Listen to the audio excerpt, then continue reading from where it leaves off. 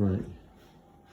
I'm speaking through a mask because I was just about to go and turn on the garden blower in here, just clear some dust. So this is the back of the house.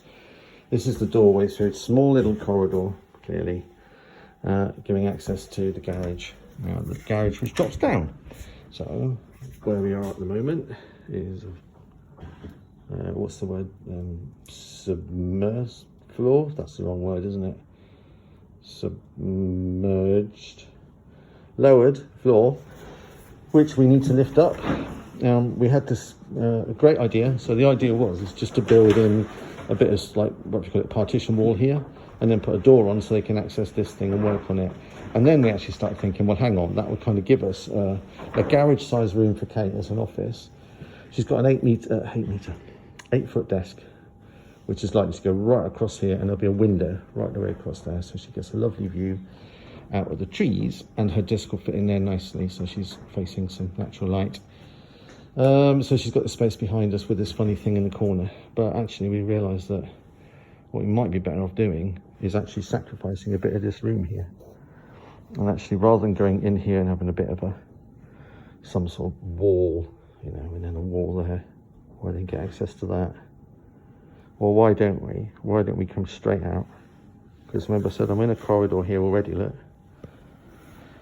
Let's just extend it out a bit. And then roughly with the middle of those wardrobes across here. So we basically chew into this room. And what that will let us do is, I'm going to go and stand there. So I'm kind of walking to the end of the corridor now, looking at the middle of that wardrobe, and looking back at that area. So across here now, to here somewhere, and in there. And what that will do will give us, whatever that is, 1.8 meters, and that way is about just over 2.2 or something like that. But we can end up with this room here, and the idea is that being the boilers there, we can build in hanging things here. So I'll put some shelves in right at the top. Remember I was going to say the floor's coming up, because this floor where I'm stood now is coming up for the whole office room. It's coming up 125 mil. But actually it would make sense to keep the floor down there. So we put the stud wally thing in. We come along and across. Some very high shelves inside there. And then we have some hanging space. So we can come in the back door, straight through into here. A little, I suppose there's got to be a door there. Do you have a door and then a step down? Yeah, why not? I don't care. And so this floor will be level into Kate's office, and then that will be a door that lets you step down onto that hard concrete. I don't think there's any point in lifting the floor in there.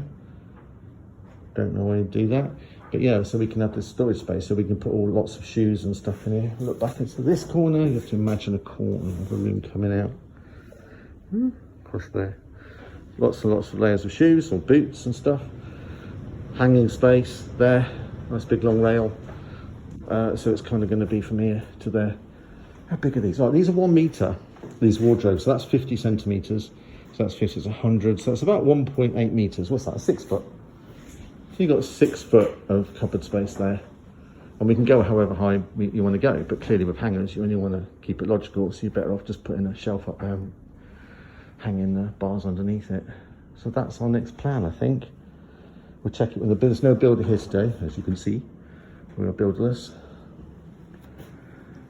Yeah, and we just cleared this last night, me and Kate, before bedtime, just so that they can get on with this and brick it all up. He's gone to get the thing that goes under the window, any concrete, the window, the sill, the exterior sill, which needs to go right across, and then they build the wall up to it, and finally that sill kind of is the levelling point, so that's why they need it now. They've gone to get it, and that window says on order.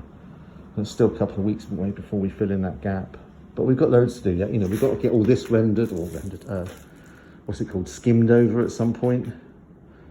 And when you get someone out to do that, like plastering, it's like, well, what else do we need to do? And I do have some other things that I need skimming over, so certainly some things to think about. There's main radiator pipes going in here, and these arguably are going to be just below floor level. So you can see over there, there you go, good indication. That slopes down slightly, that piece of wood, but it's very close to the floor level, so that's where the new floor is going to be, roughly the same level as that. So these pipes obviously are going to be hidden under the floor.